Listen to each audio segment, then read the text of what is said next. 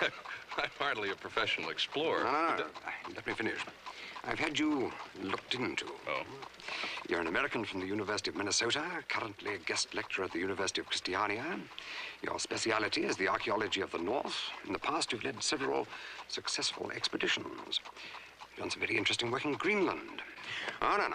You're the right man for the job, all right. The right? You see, my wife died when Donald was a child.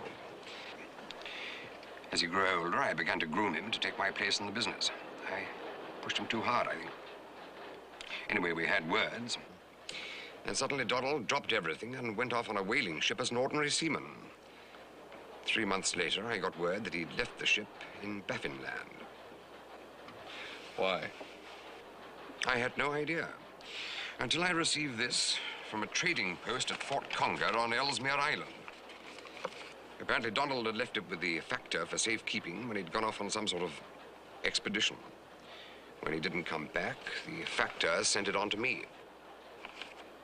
It's an old page from a Hudson's Bay Company journal. Look at the entry for January the 15th, 1856. To this post, this day, came John Murchison with his Eskimos, who hunt the white bear far beyond the land's end. He told of seeing a lone cloud as if lying on the ice, and hidden beneath it, an island. This island he sought to examine, but his Eskimos refused him, saying it's guarded by evil spirits, for it's the place where the whales go to die. We're coming into Dover now, sir. Thank you. Sir Anthony, the graveyard of whales is just a fantasy. Whaler's El Dorado, where he thinks he's going to find a huge fortune in whalebone and ambergris. Fact is, it simply doesn't exist. The graveyard of whales is a legend, nothing more. A legend or not, the graveyard is what my son went after.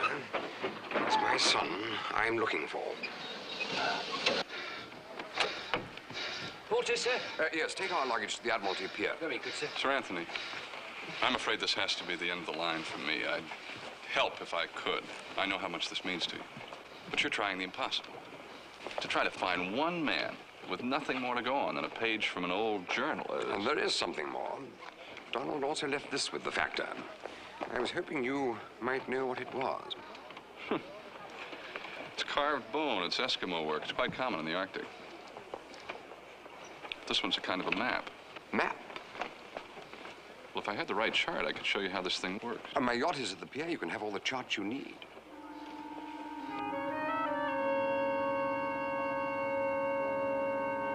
See, this pattern, hopefully, will correspond to some part of the shoreline here on the chart. Look. See how this matches? Now, it's not exactly to scale, of course. Then this red mark could be the island we're looking for. If there were such an island. And why shouldn't there be? Because there's no land here. It's just a gigantic, frozen sea. All the explorers agree to that. Peary, Nansen, all of them. And what is Iverson's opinion? Of course, there's a lot they haven't covered. But if there were such an island, if the graveyard of whales really did exist... The world will never know, will it?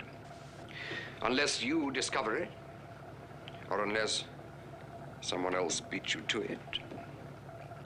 Sir Anthony, you're a devious man. Yes, I am, aren't I?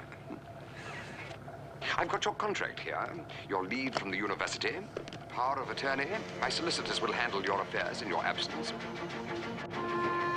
We're underway. And have been for some time.